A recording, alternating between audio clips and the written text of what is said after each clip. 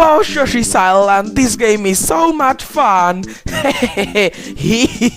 Oh, this is so colorful and happy and... Oh, shut the fuck up, Mario, shut the fuck up! Whatever, I'm having a blast with this game. I love it, I love it. Okay, final boss time. What is this, a little baby Bowser? Pfft, there, I beat the crap out of him. Next number...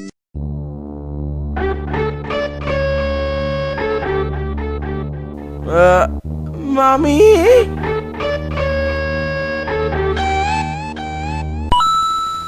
Now, in all seriousness, even if everyone uses it in their own list, there is no denying that the final battle from Yoshi's Island is absolutely epic.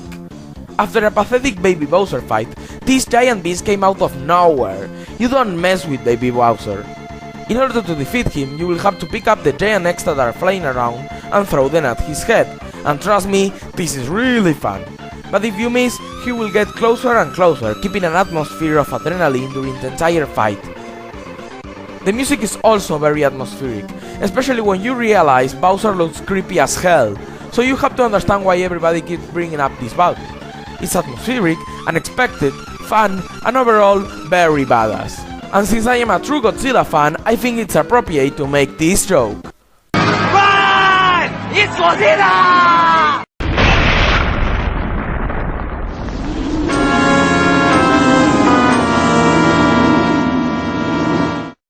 I'm not really a big fan of the protagonist from God of War, Kratos.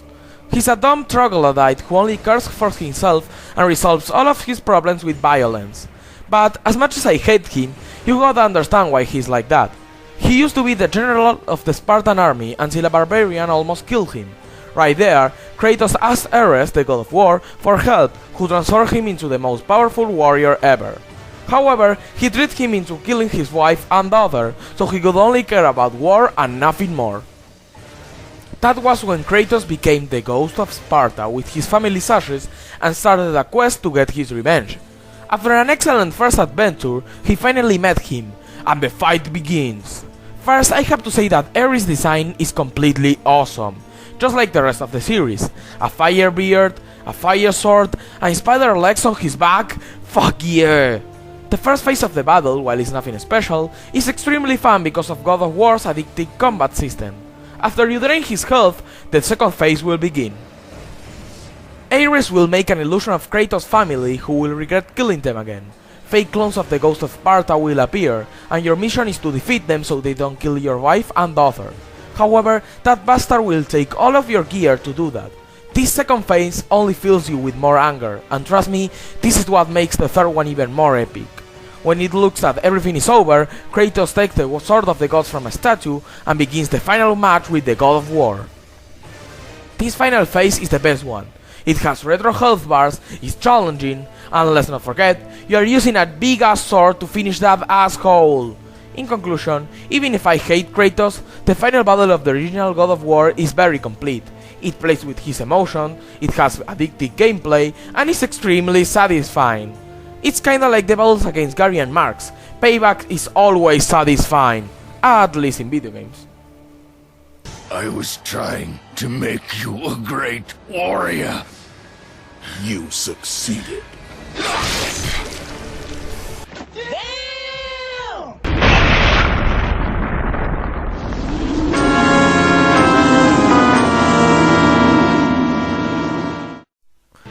Shadow of the Colossus, one of my favorite games of all time.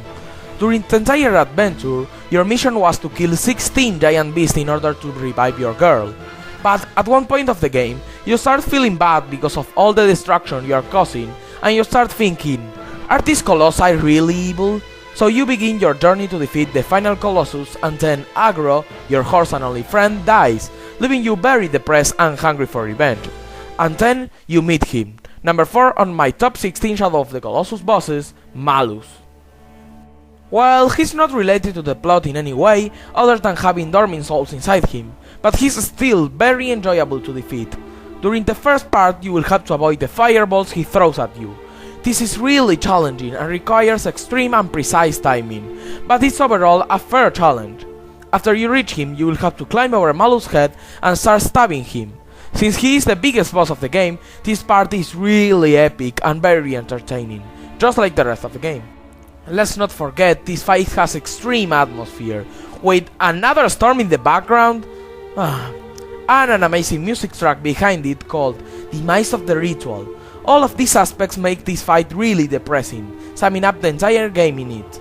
Overall, the final battle of Shadow of the Colossus is amazing, with good music and atmosphere and tons of emotion. Malus, this is for my horse.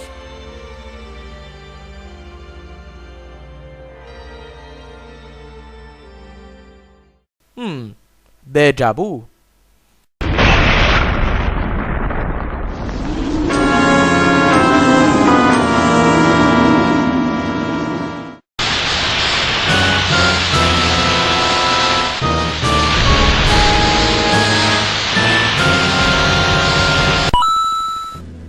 Yeah, everyone has Ganon on their own list, but I've never owned a Wii or a GameCube, and hey, this battle is so awesome that it deserves to be talked about hundreds of times, so shut the fuck up and cry all of you want.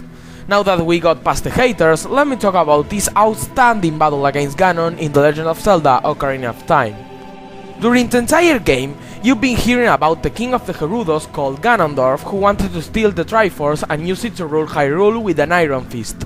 After a long and excellent adventure, adult Link meets him at the top of the castle, where he kidnapped Princess Zelda, and that's when the final battle begins. The first phase is good, but nothing special. It's basically a fun game of Deathman Volley, kinda like the ball against his ghostly doppelganger. What I like about this first part is that it tricked most gamers into thinking that was the entire final battle, just to piss them off. After you beat him, you will have to escape from the crumbled castle with the help of Zelda, and everything ends there, right? Hell no!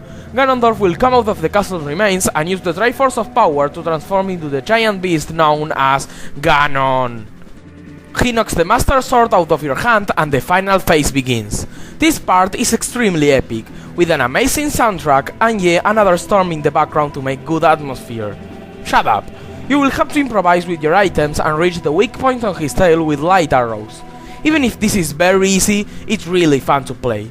After a few hits, you will get your Master Sword back in order to deal the finishing blow. Motherfucking yes! Overall, the battle against Ganon is one of the best ones out there. Atmospheric, it plays well, it shocks the player, and is extremely symbolic not only for the Zelda series, but for the entire video game industry. And that's why it deserves to be talked about millions of times.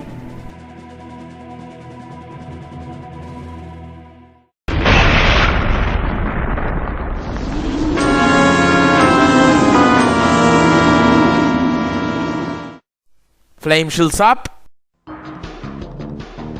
The final battle against Cortex from Crash Bandicoot Warped is one of my favorite in the series. It has good music, it's symbolic for the franchise, and it's challenging, but do really people still consider it to be the best one in the Crash Bandicoot series? I don't think so. It's awesome, but it's not that good. I find it a little bit overrated, as it has been surpassed by many others in the most recent years. And why the hell I'm making a build-up? You already watched my top 10 Crash Bandicoot bosses, so cue number 2.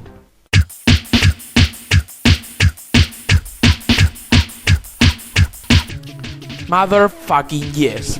Here you have one of my favorites, the final showdown against the evil twins in Crash Twinsanity.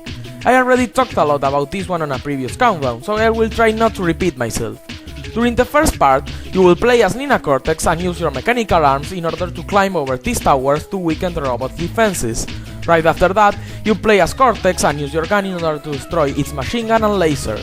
These two phases are really fun to play, but the main reason this is on this spot is because of the third and final one, where you use the first boss of the game, the Mecha Bandicoot, to destroy the evil twins robot. I am going to admit it, using the Mecha Bandicoot was a little bit disappointing at first. You don't get to use its badass chainsaw, and the machine itself takes the same amount of damage as Crash, but I can get past all of that because it's just part of the boss. It's there just to make it more awesome. If it was a gameplay mechanic, I would be sad about it, but it's not, so I still find it amazing. Here you shoot missiles and lasers through the twins' shields and finally finish with those bastards. And I cannot live without talking about the epic music, made only with human voices, like the rest of the game's soundtrack. Overall, this fight is extremely epic and truly the best one in the series, with good music, wonderful gameplay, and an epic feel when you're using the Mecha Bandicoot to take it down. This battle truly shows why Crash Bandicoot is so badass and awesome. I hate using unoriginal jokes, but this one fits so well I just couldn't resist.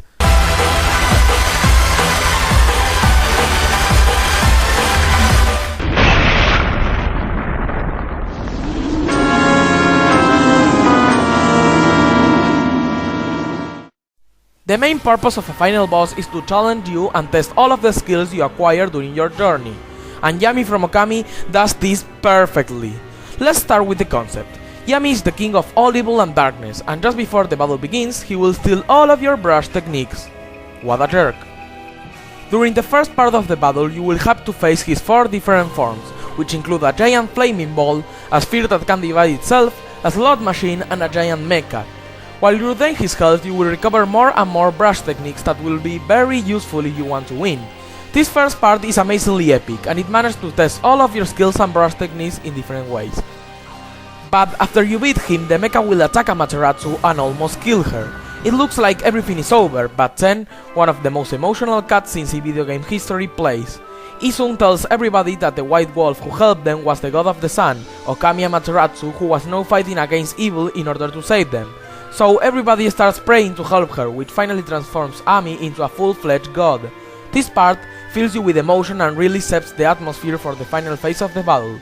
I will be honest, I cried with that cutscene. It's just a perfect setup. Finally, Yummy shows his most powerful form, a hand. Yeah, this phase is extremely epic.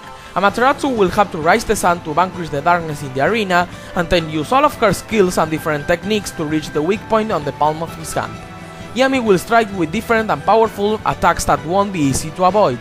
Let's not forget about the epic music during this phase, called Rising Sun, which is one of the best final boss themes in video game history. Overall, the final battle of Okami is perfect. It's complete with multiple forms, it tests all of your skills, is emotional, and it has great music. A beautiful way to finish such a beautiful game.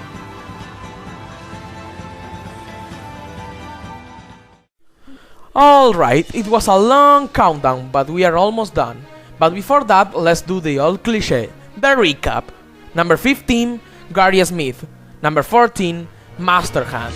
Number 13, Bowser. Number 12, Mark Soul. Number 11, Captain K. Rool. Number 10, Cerebulon. Number 9, The Boss. Number 8, Cynthia, she's hot. Number 7, Baby Bowser. Number 6, that bastard Aries. Number 5, Malus. Number 4, Ganon. Number 3, the Evil Twins. And number 2, Yummy.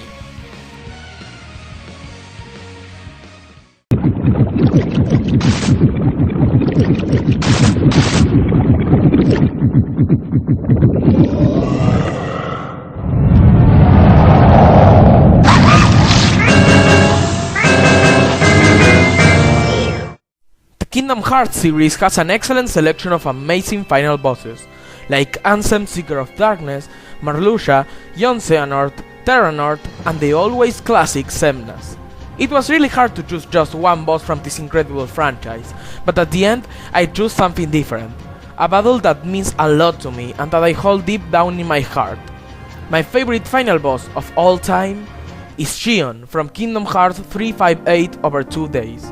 And before you start complaining, she is the real final boss. Riku is just part of the epilogue, kinda like Sephiroth in Final Fantasy VII. To understand Xion better, we must look at the entire plot of the game. As many KH fans should know, 358 over 2 days tells the story of the 358 days Roxas, or as nobody, spent at the Organization 13, where he befriended the awesome Axel and the 14th new member, a strange girl called Xion. After some months together, the three of them became very close friends, even though they were not supposed to have hearts and feelings. Sadly, one day a mysterious figure, later revealed to be Riku, combines Xion into leaving the organization, but Axel's always brought her back without knowing why she was trying to leave in the first place. At one point of the game, it is revealed that Xion is a replica, a puppet of Sora whose memories were being rebuilt after the events of Chain of Memories. Because of Roxas, some of these memories were transferred to Xion, who took her aspect after Sora's most important thing in the world, Kairi. Namine and Absent the Wise realized that if Xion stayed at the organization near Roxas, Sora will never wake up, so Riku was just convincing her to return to Sora's body so he could be awakened again. The replica knew that she had to do the correct thing and tried to leave her friends.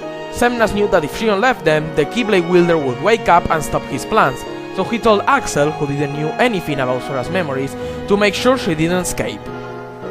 At the end of the game, after his best friend left him and everybody started talking about Sora without him even knowing who the hell he was, Roxas was sick of all that shit, and after a fight against Saix, he decided to leave the organization as well. He finally met Xion in Twilight Town, where it is revealed that she was reprogrammed by Xemnas to kill him, so Sora never wakes up again. She puts on her new armor and the battle begins. So you can tell this final boss is very symbolic and important for the plot of the entire series, and you feel like that during the whole fight. Jeez, I love Kingdom Hearts story, but talking about it on my videos just blows my mind. The battle itself is divided in 4 phases. During the first one, Xion grows wings and you have to fight her in Wonderland, while the sun shrouding dark clouds sounds in the background. This first part is good. Maybe too easy, but you will not have problems with it. It's just very fun to play. During the second phase, Xion will summon a giant and strange Keyblade in Halloween Town, while the song Beam and Vigor sounds in the background. I really hate this part. Her melee attacks are not too bad, but she constantly spams Ragnarok, a move that can only be avoided by gliding, and this is very annoying. Ugh. But the rest of the fight is so amazing that I can get past this.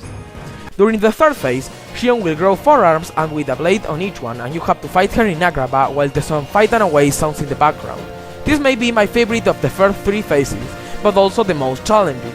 Trust me, I died a lot during this part, but it was a very good challenge. These 3 phases, even if the second one is annoying, are perfect tributes to the different worlds you visit and the music you listen to during the entire adventure. But the reason Xion is number 1 is because of her 4th and final form. She will grow in an enormous size and summon 2 gigantic Keyblades while you fight her in Twilight Town. This part gets very emotional. I mean, you are fighting to death against your best friend. That's very depressing. But let's talk about gameplay. Xion will not only attack with her Keyblades, Fandaga and Gravity, but she will also summon a rain of light beams from the sky and even a gigantic, almost impossible to touch, laser.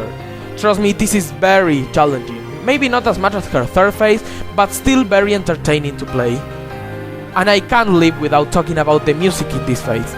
You will listen to Vector to the Heavens during the final part of Xion's battle. This song is just beautiful in many ways. Not only gets you pumped for the action and is very emotional, but it's also a remix of some of the series' most important themes, like Roxas theme, Xion's theme, Kairi's theme, and Dearly Beloved. All those incredible tracks in one. That's epic. Definitely my favorite final boss track ever. And this boss also wins points for the cutscene after it, Xion's death, one of the saddest scenes in video game history. I'm not going to argue about that only because of the ice cream line. You know, ice cream meant a lot in Roxas and Xion's friendship. If you play the game, you understand why this line is not stupid. Overall, the battle against Xion means a lot to me. It's the conclusion to a fantastic storyline. It's symbolic for the series. It's full of emotion. It makes tribute to all the words and themes of the game. It has some challenging and fun gameplay, and also left a message for life to me. A message that says that friends will always be there, and they will be willing to do anything for you. And that is powerful. I was in tears during the entire final phase, and it doesn't matter if this isn't the most epic and greatest final boss fight ever, because of all those reasons, it's definitely my favorite. I am Obsidious fan, and Xion, we will never forget you and your sacrifice.